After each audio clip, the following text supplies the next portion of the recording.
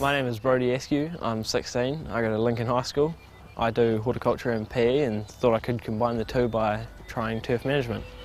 Brodie's come to New Zealand Cricket's High Performance Centre, which boasts 3 top quality grounds and a training complex. It is based at Lincoln University near Christchurch. Jared Carter, the New Zealand Cricket turf manager, will be showing Brodie around. G'day Brodie, Jared mate. How you doing? We're going to go for a bit of a walk around the grounds now, see what you think and see whether you think this will be a career for you. Alright. Let's go.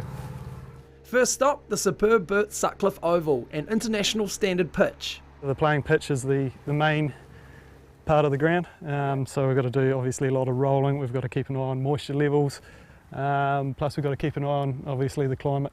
We have stinking hot days that suck a lot of moisture out. Do you look after the practice areas as well? Yeah, that's all part of it. Obviously the practice wickets have got to mirror what's out in the middle. Yeah. Alright. We've got to prepare 3 nets in there for internationals that are exactly the same as what's out in the middle. In the modern game there is a lot of pressure on venues to provide not only adequate facilities but fantastic facilities.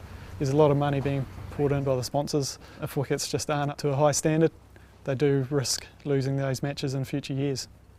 Today there's a match between the Australia women and New Zealand White Ferns, and the pitch or block has to be dry. Testing the soil for moisture is part of the routine. Yep, that's deep enough. We hope that top 2 or 3 millimetres is bone dry and rock hard. Yeah. While remaining reasonably moist down below. To get the moisture reading, the sample is weighed, dried, and weighed again.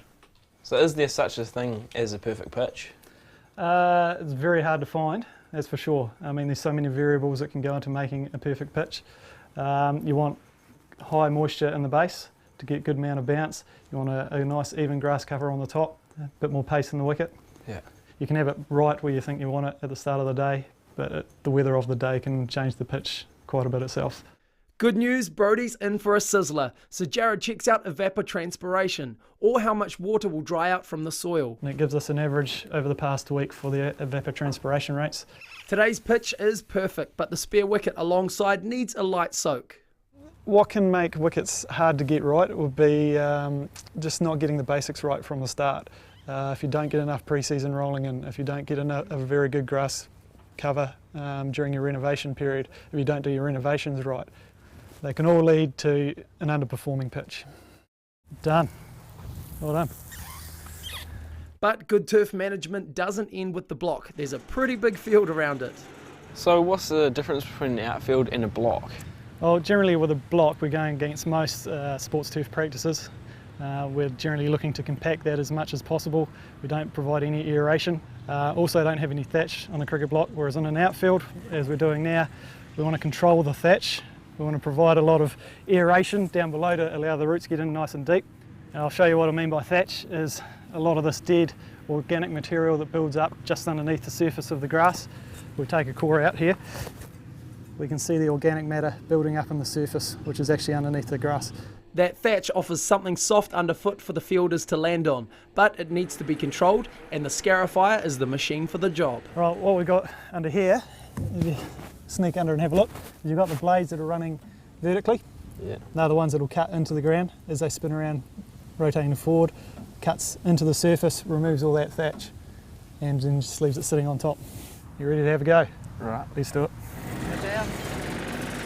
Well, Brodie's looking good, so what sort of person will be good for this job? Someone who definitely likes a challenge. Very challenging environment, working long hours. You've got to deal with factors such as the weather that you cannot control. Someone who loves the outdoors. It's a big part of it, loves their sport, loves watching sport at times. And horticulture is definitely another big factor that, if they've been doing that at high school, would greatly benefit them. Yeah, it's not too bad, Brodie. A few lessons on the old straight lines, mate, and then you could be a natural. Daniel Hooper has been an apprentice for New Zealand Cricket for 2 years. So what have you been doing over your 2 years?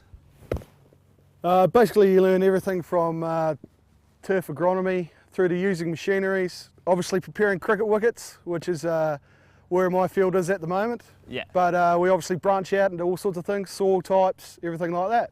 Alright. So yeah. So are you enjoying it? Yeah, I'm enjoying it a lot actually. Every day outside's a good one as far as I'm concerned, so yeah, I really love it. In this simple bat and ball game, technology's become part of the landscape. Sprinklers can be remotely programmed, how much water, where and when. And the famous New Zealand cricketer Bert Sutcliffe would never have thought of this, an entire transportable pitch. Well, some of the more modern technology these days has seen the implementation of the portable wickets around the country. There's now 4 venues in New Zealand that use them. Eden Park now is probably had the most games on their portable wickets now in the country. We swapped the pitches over because the different codes require 2 different things. For rugby we have a sand tray full with sand, and on top we have our normal surface for rugby. And then for cricket we have a number of pitches that we can swap between games as to whether it's a test match or a one-dayer. Back at the Bert Sutcliffe Oval, the Australia White Ferns contest nears. So how important is it that the turf manager gets the pitch right? You know, from a player's point of view, it's important for us to showcase a really good game of cricket. You know, some will want a little bit in it for the bowlers. I'm a batsman, so I like it as flat as. And you know, especially for women's cricket, we want to try and make our game attractive for people to come and watch. It's really important that the turf managers get things right. Sometimes they make mistakes, but look, here at Lincoln they're absolutely fantastic.